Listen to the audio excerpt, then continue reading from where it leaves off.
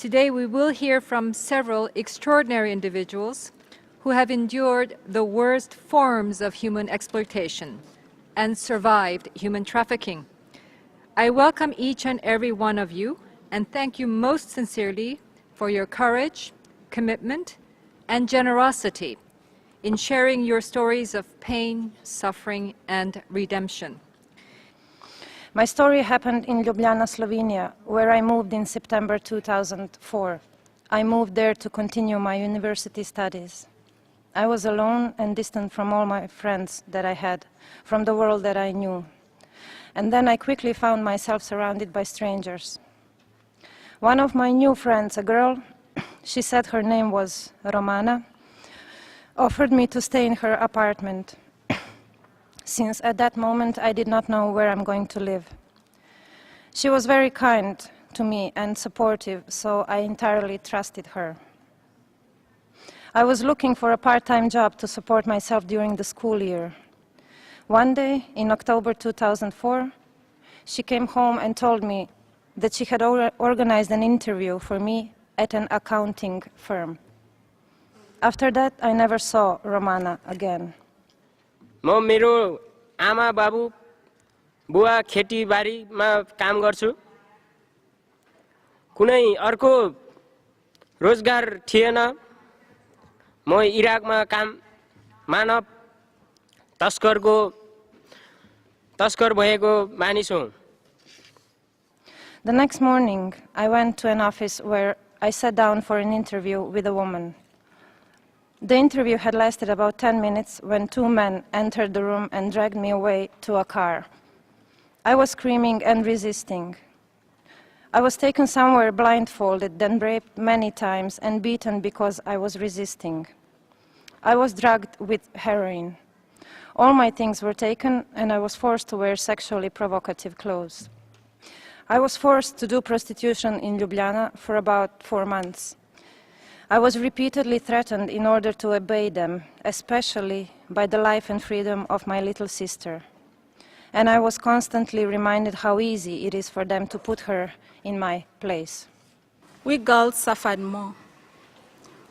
We were distributed to rebel commanders as objects without rights and were sexually abused.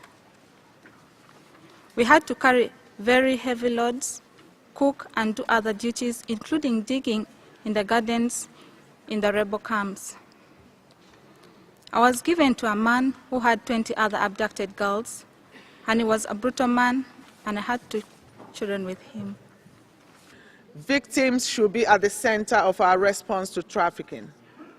In my reports and in all activities I've carried out within the framework of my mandate, I have emphasized that the basis of our work should be the adoption of a victim-centered and human rights-centered approach to combat trafficking.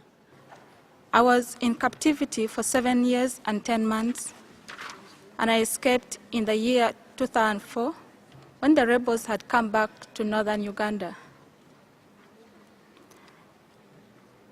I could take months talking about what I went through and what I saw. But I must be brief, so I will tell you what I think must be done to help others like me. The affected people should be given support to recover psychologically. They should be given counseling, accepting them back to the community. They should have physical support, health provision of basics like shelter and others. They should be given educational support. There should be protection, where each member state should protect its citizens, and especially the vulnerable women and children during wars and conflicts. They need to train the police and officers and prosecutors so that they can identify and protect victims.